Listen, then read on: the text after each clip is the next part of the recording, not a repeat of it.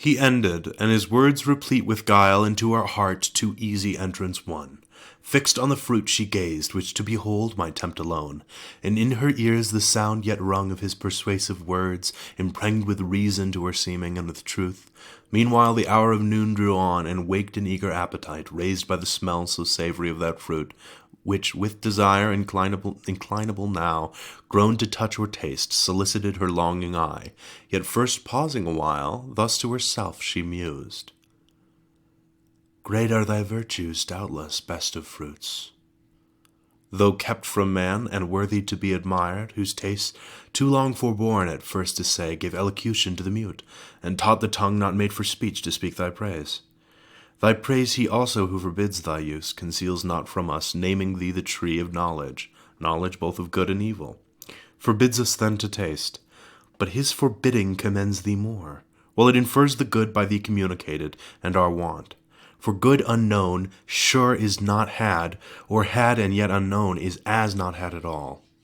In plain then, what forbids he but to know? Forbids us good? Forbids us to be wise? Such prohibitions bind not. But if death bind us with after bands, what profits then our inward freedom? In the day we eat of this fair fruit, our doom is we shall die. How dies the serpent? He hath eaten and lives, and knows, and speaks, and reasons, and discerns, irrational till then. For us alone was death invented, or to us denied this intellectual food for beasts reserved. For beasts it seems, yet that one beast which first hath tasted envies not, but brings with joy the good befallen him, author unsuspect, friendly to man, far from deceit or guile. What fear I then? Rather, what know to fear under this ignorance of good and evil, of God or death, of law or penalty? Here grows the cure of all. This fruit divine, fair to the eye, inviting to the taste, of virtue to make wise. What hinders then to reach and feed at once both body and mind? So saying, her rash hand in evil hour, forth reaching to the fruit she plucked, she eat. Earth felt the wound, and nature from her seat, sighing through all her works, gave signs of woe, that all was lost. Back to the thicket slunk the guilty serpent, and well might, for Eve, intent now wholly on her taste, naught else regarded, such delight till then as seemed in fruit she never tasted, whether true or fancied so, through expectation high of knowledge, nor was Godhead from her thought. Greedily she engorged without restraint, and knew not eating death. Satiate at length, and heightened as with wine, jocund and boon, thus to herself she pleasingly began: O sovereign, virtuous, precious of all trees, in paradise of operation blessed, to sapience hitherto obscured, infamed, and thy fair fruit let hang, as to no end created, but henceforth my early care, not without song, each morning, and due praise shall tend thee, and the fertile burden ease of thy full branches, offered free to all, till dieted by thee I grow mature in knowledge, as the gods who all things know, though others envy what they cannot give. For had the gift been theirs, it had not here thus grown. Experience next to thee I owe, best guide. Not following thee, I had remained in ignorance. Thou open'st wisdom's way, and giv'st access, though secret she retire, and I perhaps am secret. Heaven is high, high and remote to see from thence distinct each thing on earth, and other care perhaps may have diverted from continual watch our great forbidder, safe with all his spies about him. But to Adam, in what sort shall I appear? Shall I to him make known as yet my change, and give him to partake full happiness with me? Or rather not, but keep the odds of knowledge in my power without co-partner? So to add what wants in female sex, the more to draw his love, and render me more equal, and perhaps a thing not undesirable, sometimes superior. For inferior who is free? This may be well, but what if God have seen, and death ensue? Then I shall be no more, and Adam wedded to another Eve, shall live with her enjoying, I extinct, a death to think. Confirmed then I resolve, Adam shall share with me in bliss or woe. So dear I love him, that with him all deaths I could endure, without him live no life. So saying, from the tree her steps she turned, but first low reverence down, as to the power that dwelt within, whose presence had infused into the plant sciential sap, derived from nectar, drink of gods. Adam the while, waiting desirous her return, had wove of choicest flowers a garland to adorn her tresses, and her rural labours crowned. As reapers oft are wont their harvest queen, great joy he promised to his thoughts, and new solace in her return, so long delayed. Yet oft his heart, divine of something ill, misgave him.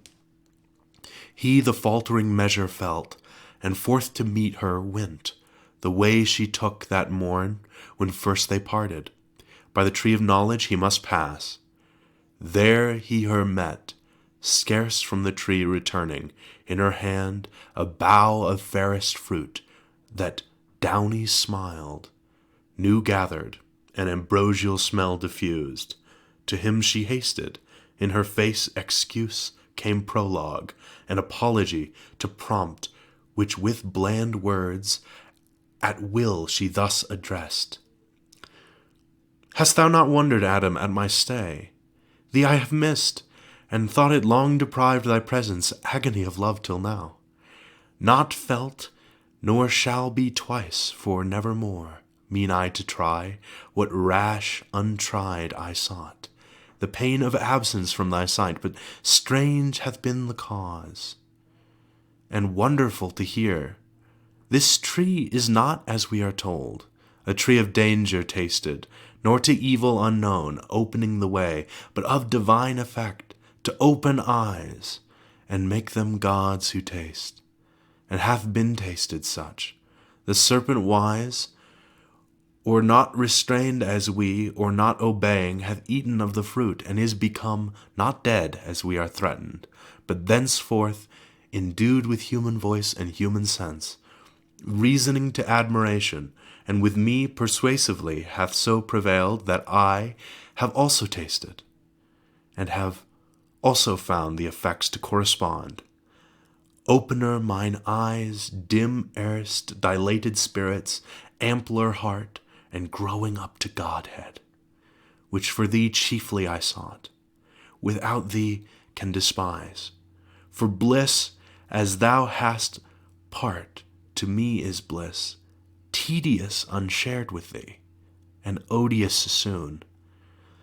Thou therefore also taste, that equal lot may join us, equal joy as equal love, lest thou not tasting different degree disjoin us, and I then too late renounce deity for thee, when fate will not permit.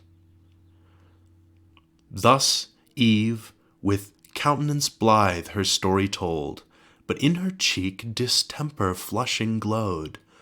On the other side, Adam, soon as he heard the fatal trespass done by Eve, amazed, astonied, stood and blank, while horror chill ran through his veins, and all his joints relaxed. From his slack hand the garland wreathed for Eve dropped down, dropped, and all the faded roses shed. Speechless he stood and pale, till thus at length first to himself he inward silence broke. O fairest of creation, last and best of all God's work, creature in whom excelled whatever can to sight or thought be formed, holy, divine, good, amiable, or sweet, how art thou lost? How on a sudden lost, defaced, deflowered, and now to death devote? Rather, how hast thou yielded to transgress the strict forbiddance, how to violate the sacred fruit forbidden? Some cursed fraud of enemy hath beguiled thee, yet unknown, and me with thee hath ruined. For with thee certain my resolution is to die. How can I live without thee? How forego thy sweet converse and love so dearly joined, to live again in these wild woods forlorn? Should God create another Eve, and I another rib afford, yet loss of thee would never from my heart.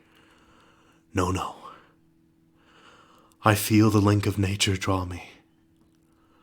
Flesh of flesh, bone of my bone thou art, and from thy state mine never shall be parted, bliss or woe.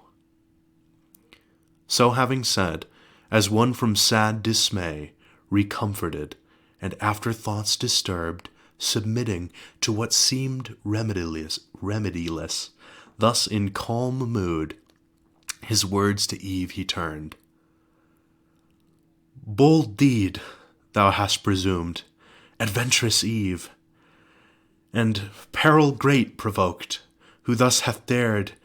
Had it been only coveting to eye that sacred fruit, sacred to abstinence, much more to taste it, under ban to touch, but past who can recall, or done undo?